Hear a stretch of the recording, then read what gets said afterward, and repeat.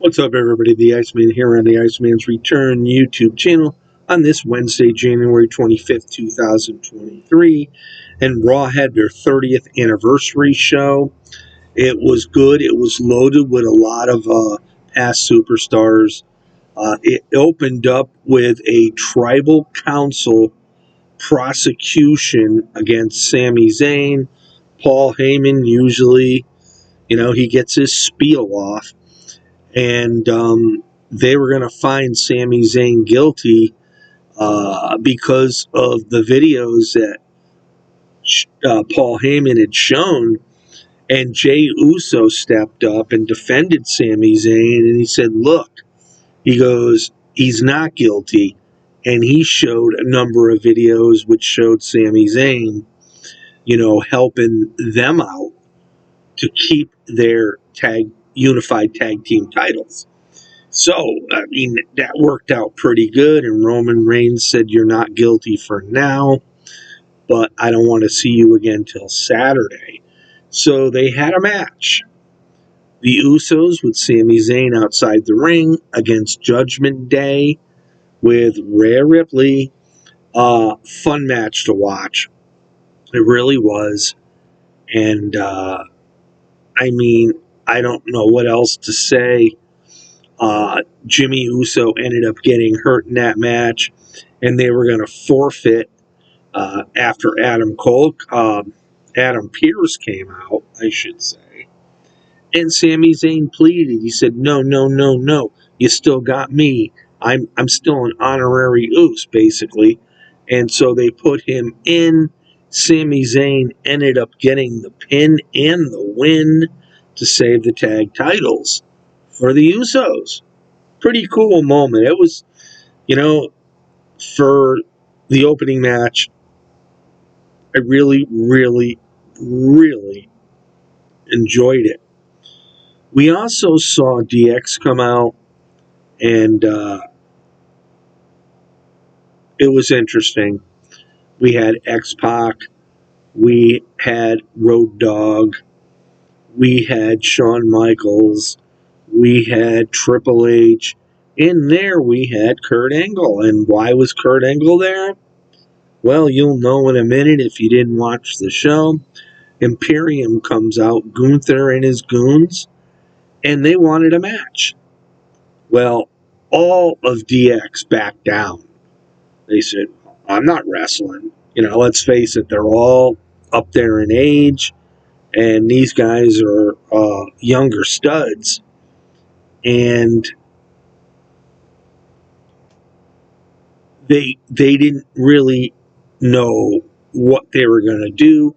Seth Rollins' music hits. He comes out, and they still needed two more people. Lo and behold, comes out the Street Profits. And then, okay, so you got the 3-on-3. They needed a referee. Kurt Angle pulls off his t-shirt for the second time, and he had a ref shirt on. And then Triple H goes, well, we need somebody to really authenticate this match. I thought Vince was going to come out, but he didn't. It was Teddy Long. It was sort of a cool moment. So they had their 3-on-3 tag team match, and that was a pretty cool moment. And of course, we all know who won that, and that was Seth Rollins and the Street Profits. So that was pretty cool. We also were going to have a cage match between Bayley and Becky Lynch. They lowered the cage, but Bayley and her cronies came out and annihilated Becky within the ring. They never really stated that they weren't going to have the match. They went to a commercial, and I've been doing a lot of reading, and I think a lot of it had to do with the opening segment with the tribal prosecution took so long. They didn't have time for that match. So when we came back, that was all said and done. And we'll see it again soon, I'm sure. Charlotte Flair comes out to, Charlotte Flair. Everybody knows I'm not a big fan of Charlotte Flair. I think she gets pushed so much just for the fact of Ric Flair, and he's good friends with Triple H, and that had a lot to do when Vince was still in charge. She's a 14-time women's champ. In how many years? It's not that many. And then Bianca Belair's music hits. She comes out, and they're spieling back and forth, and then boom, you see on the video screen Alexa Bliss talking about her match with Bianca at the Royal Rumble. So that was a pretty cool moment. And then, in between all this, they kept showing, Raw flashbacks and whatnot. And those were pretty cool because you got to see a lot of the past superstars. So anyway, you hear the Undertaker's badass music hit. He comes out on his Harley. He's driving in. He interrupted the Miz, and boom, lights go out. Bray Wyatt, and he's in the ring at the same time with the Undertaker. The Undertaker eventually just walks by him and walks away, gets on his bike, and starts driving back up the ramp. Uh, I mean, it was pretty cool. It was pretty damn cool. And I think I made a mistake, and I know I did because Kevin Owens came in when the Miz was bitching and stunned him twice. So that was a separate segment. I apologize because there was so many segments. Sometimes it's hard to keep the segments together. But it was Miz coming out wondering why he didn't have his show Miz TV on, and Owens' music came out. And when Owens approached the ring, he ended up stunning the Miz, and then he got back up shakily, and Owens stunned him once again. So that's what actually happened. Miz had nothing to do with The Undertaker and Bray Wyatt. So,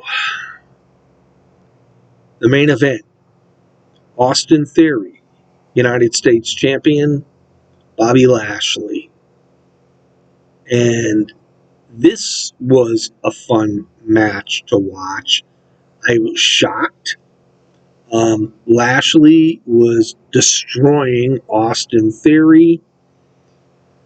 And at the end of that match, I thought Lashley was going to win the belt.